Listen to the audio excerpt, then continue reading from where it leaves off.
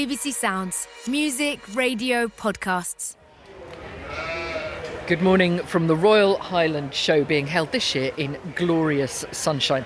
This is the 183rd show, a celebration of rural Scotland here at the showground just outside Edinburgh. I'm actually just making my way through the sheep pens here. It is calm at the moment. That may not continue. We will try and talk about everything from livestock to politics and tourism in today's programme. But we're going to start with competitions. Now, the sheep that I'm standing by, they're all penned up at the moment. But in a little while, they'll led out into the show ring where they will be judged. Now, none of that would happen without surely one of the busiest people here on the showground. And that's the competitions manager, Katrina Brown. So across the 4 days we will have approximately 6,000 from about 2,500 different exhibitors. What about disease control? We've got blue tongue restrictions in England. They're coming in on the 1st of July. That will get even more complicated between England and Scotland. How are you coping with all of that? So it's been something that's changed several times since we opened the entry. So we knew that it was going to potentially be a challenge this year. So we've got a policy in place. We have then revised the policy as sort of government guidance changed. We have unfortunately lost a few of our English exhibitors that weren't able to travel up, but it's just kind of the situation we're in this year. It's something that we hope will improve by next year, and it's great that we've still been able to have so many Scottish exhibitors with a massive amount of entries. Well, I can't think how I've ended up in here. It's the food hall. To be honest, I'm just walking past ice cream, chocolate cakes, Scottish oat drink, Scottish gin, Scottish cider. There's a theme here, isn't there? Food and drink is, of course, a big business, but actually I've come to talk about agritourism. Now, that's worth £60 million a year to the Scottish economy, but Scottish agritourism, which represents the businesses in this sector, says actually it could be a lot bigger. Well, with me is Caroline Millar, who founded this body. Caroline, when we talk about agritourism, how's that different from rural tourism? Agritourism must take place on a working farm. And what sorts of things are we talking about then? B&Bs, that sort of stuff? Well, everything from farm shops, selling food direct to consumers, all types of accommodation, farm tours are increasing in popularity, weddings and events, anything you can do tourism or hospitality-wise on a farm. The stand we're actually on is Carfrae Farm in East Lothian. Trudy, you're part of this. What do you do on the farm? We're an arable farm, we have livestock grazing, and we have also holiday cottages and a farm shop. And when people come to your holiday cottages, is the farm a big part of the sell, or is it just a pretty cottage? I think the farm is a big part of the sell. Engaging with the farm in whichever way they can. If it's harvest time and they can see the crops being harvested, if they can see the fields being ploughed and all the seagulls running behind the plough, or just out to walk and relax. I think it's a really crucial part of the choice to come to our destinations. Caroline, as I said, this is already multi-million-pound business for Scotland. Why do you think there's room for more? Many other countries that we work closely with and benchmark with, that we know they're in the multi-billions. So Italy, about 19 billion euros per annum, about 3 times the size of Scotland. I believe Scotland has an opportunity to be at the £5 billion mark. Scotland is part of this global community. Scotland won the bid to host the inaugural Global Agritourism Conference, which is bringing 1,000 people from 100 countries to Scotland next year. Scotland may have potential for more economic growth, but we are really leading in agritourism in Europe and around the world, and that's testament to the quality of the businesses that we've got here. See you next year then. Absolutely. Caroline Millar there. I'm going to make my way through the crowds here, and it seems as good a time as any to mention the BBC Food and Farming Awards. Nominations are currently open, and Farming Today and the Archers have again got together for the Farming for the Future Award. We are looking for innovative ideas which make farming more sustainable, both financially and environmentally. Now, to nominate someone, and you're very welcome to nominate yourself, all you have to do is go to bbc.co.uk/food awards, where you will find the terms and the privacy notice. Nominations close at midday on the 30th of June. And there's more on innovation on today's food programme here on BBC Radio 4.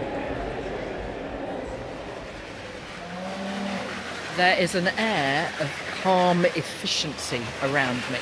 I've come down to the cattle lines. The noise you can hear is the air conditioning that they create to keep these animals cool on what is an absolutely beautiful day here. The other noise you can hear are the hair dryers, because it's really important that these animals look their best when they go into the ring. So let's go and find out how things are going. I'm from Cumbria. I'm here helping a friend show cattle. What sort of cattle are you showing? He's got Belted Galloways, Charolais, Limousins and Belgian Blues. How important is doing well at this show? It's just a showcase. Just a showcase for your own stock and get your name out there, and to do it you have to do it right, and everybody wants to be the best at the time. It's a lot of work, isn't it? Oh, it's a lot of work, yeah. I don't think anybody really understands how much work to do it properly anyways. So. What are you showing? Belted Galloways. Why have you come? How important is this show? Oh, it's magic for Scottish farming. So have you had a shifty round at everybody else? Some good competition. A lot of good animals here. Yeah, a lot of good animals.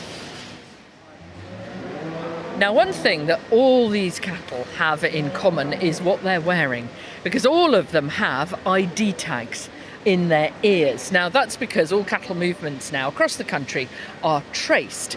But the system is changing, both in England and here in Scotland. Well, to explain all this is Robert Neill, Vice President of NFU Scotland. Robert, let's start with how the system works at the minute. At the moment, it's all manually, so you've got to read every cattle tag, and that's going to correspond with the passport. So every animal in the UK has got a paper passport, like every human being's got a paper passport. So that official number on the tag has to correspond with the official paper passport. So why change that system? Well, we're in the 21st century and we need to go to the digital age. So we're wanting to use electronics to help trace and capture data from every animal in the UK. Here in Scotland then, how will that work in the future? So the chip on the tag, a digital chip, you'll be able to read with your scanners. It'll help health and safety. You can read cattle tags from a distance. It'll take out the human error. But the system in Scotland isn't going to be the same as the one in England. What's the difference? So Scotland have legislated that we're going to use UHF, which is ultra-high frequency technology, which is the new digital age, in my opinion. And England are going to go down the low frequency technology. If I get my cow tagged in England, it will have a tag that you can read with a scanner still, but it just won't be quite as efficient as the one in Scotland, which has better technology. What does this mean for cattle moving from England to Scotland or vice versa? There'll be no barrier. You still can read the tag manually for cross-border movements. If markets, abattoirs do not want to embrace the technology that Scotland is embracing, they just have to read manually, and vice versa. People who are not involved in farming will be looking quizzically at their radio at the minute and thinking, why on earth can't we just have one system? That would be absolutely fantastic if we could all work together. UHF, ultra-high frequency, is new technology. It's still not proven 100%, but it's about developing and making sure that we're at the forefront worldwide in technology. For the greater good of the industry, we need to work together and collaborate. Robert Neill there from NFU Scotland. Well, livestock really are at the heart of this show. So there was some concern yesterday when the Scottish Government announced its emissions targets, which call for a 57% cut over the next 5 years and more after that, in line with recommendations from the Climate Change Committee. But speaking here at the show, Scotland's Cabinet Secretary for Rural Affairs, Mairi Gougeon, told farmers the government was rejecting the committee's advice to reduce livestock numbers. This government has no policy and will have no policy to cut livestock numbers. Well, as we discussed on this programme earlier this week, cattle numbers in Scotland are continuing to fall. Quality Meat Scotland, which represents and promotes the red meat sector, wants to see an increase in numbers to combat meat imports. Mairi Gougeon told me that the Scottish Government is supporting farming. That's really what I'm trying to put forward. We have no policy to reduce livestock in Scotland. Also making clear our commitment to support for the sector. So the over £600 million we have available for direct support, our voluntary coupled support schemes, our less favoured area support scheme as well.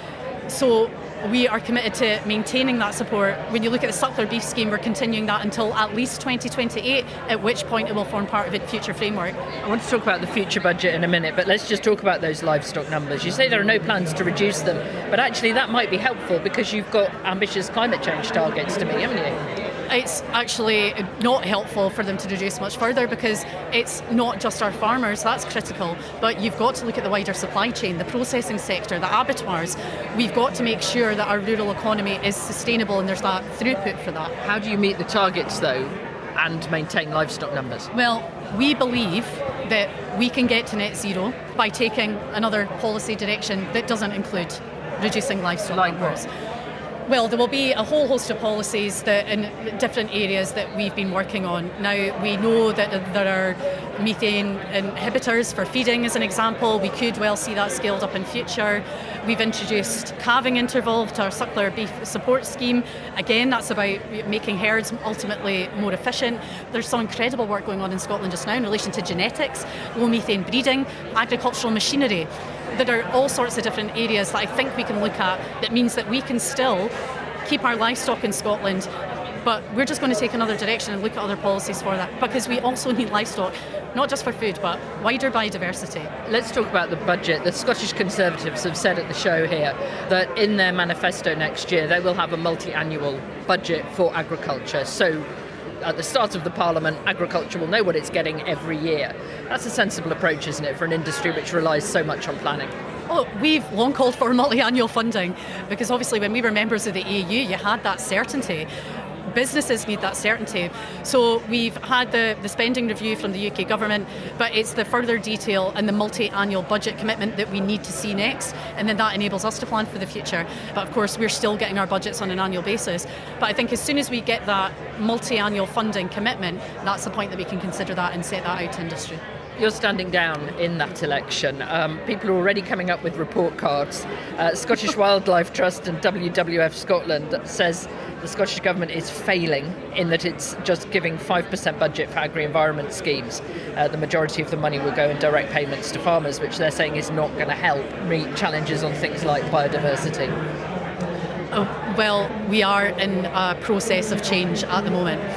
We want to work with our farmers and crofters as we do it. That's absolutely critical.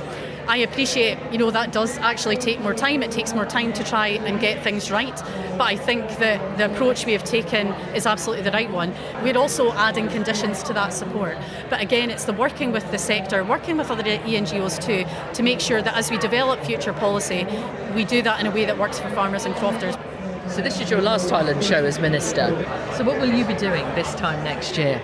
I honestly have no idea. The job has been so busy. I'm currently taking the land reform bill through the Scottish Parliament at the moment, which is keeping me very occupied. So I genuinely haven't had a moment to think about it. So yeah, but I'm excited by whatever comes next. The Cabinet Secretary for Rural Affairs in the Scottish Government, Mairi Gougeon there. And that's it from us here at the Highland Show. I'm Charlotte Smith. The producer is Rebecca Rooney. And Farming Today is a BBC Audio Bristol production.